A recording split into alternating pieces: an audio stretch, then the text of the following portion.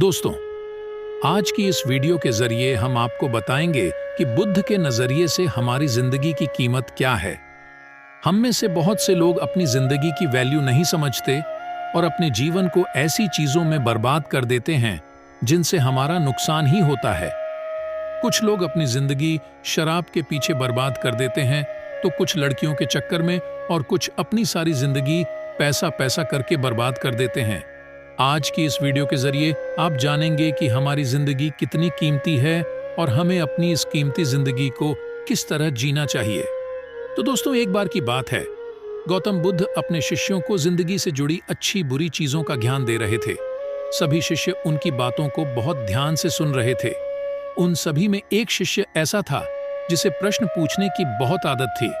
वो उठकर गौतम बुद्ध के पास गया और उनसे बोला, आप हमें जिंदगी के बारे में जो कुछ सिखा रहे हैं उस सब का क्या फायदा, क्योंकि हम में से बहुत से बच्चों को ये भी नहीं पता कि हमारे जीवन का मूल्य क्या है और ये जीवन हमारे लिए कितना कीमती है।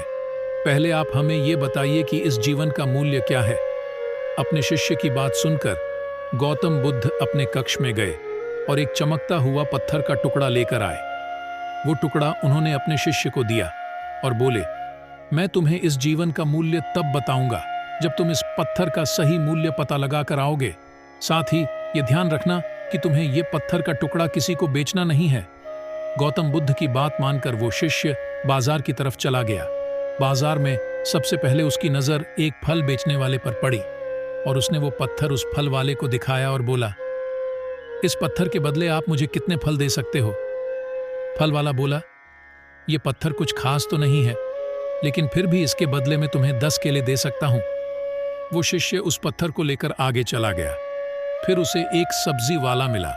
शिष्य ने उस सब्जी वाले से उस पत्थर की कीमत पूछी।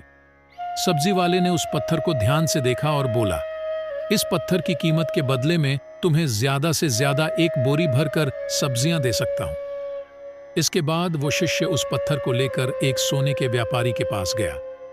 उस पत्थर की टुकड़े की चमक देखते ही उस सुनार ने उसकी कीमत 100 सोने के सिक्के लगाए।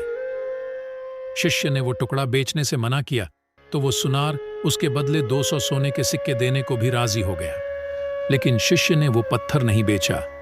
इसके बाद वो शिष्य एक हीरों के व्यापारी के पास गया और उनके सामने उसने वो पत्थर के टुकड़े को रख दिया। उस पत्थर को देखते ही हीरों के व्यापारी ने एक साफ कपड़ा बिछाया, उस पत्थर को उसके ऊपर रखा, फिर उसकी परिक्रमा की और हाथ जोड़कर उस पत्थर को कपड़े में लपेटते हुए वो बोला, तुम जिसे मामूली पत्थर समझकर उसकी कीमत पूछ रहे हो, असल में ये एक बेशकीमती रूबी है। ऐसा रूबी हर किसी को नहीं मिलता। मैं अगर अपना सब कुछ बेच भी दूं तो भी इसकी कीमत नहीं चुका सकता। उस व्यापारी की बातें सुनकर वो शिष्य हैरान हो गया। वो दौड़ा दौड़ा सीधा बुद्ध के पास आया और उन्हें उसने जो कुछ भी बाजार में हुआ वो सब बताया। उसकी अचरज भरी बातें सुनकर गौतम बुद्ध बोले, तुम्हारे सवाल का जवाब इस रूबी की कीमत में ही छिपा है। हमारा जीवन भी एक रूबी है। रूबी की तरह ये भी बेशकीमती है, लेकिन हम इस बात को हमेशा नजरअंदाज करते हैं और अपने जीवन का मूल्य नहीं समझते। हम दूसरों को देखकर और उनके जैसा जीवन जीने की कोशिश में अपने जीवन की कीमत को कम कर देते हैं। हम ये सोचते हैं कि हमारी जिंदगी की कीमत वही है जो दूसरे हमें बताते हैं, लेकिन ये बात हमेशा ध्यान रखना कि सामने वाला अपनी हैसियत, बुद्धि और अपनी समझ के हिसाब से तुम्हारी कीमत लगाता है। दोस्तों, आपको बता दें कि जिंदगी सिर्फ एक बार मिलती है, इसलिए इसको बर्बाद ना करें। अपनी जिंदगी को उतना ही कीमती समझें जितना कीमती आप अपने बैंक में रखें रुपयों को समझते हैं। आज के समय में लोग अपनी जिंदगी से ज्यादा कीमती प्यार, पैसों और दिखावे से भरी चीजों को समझते हैं।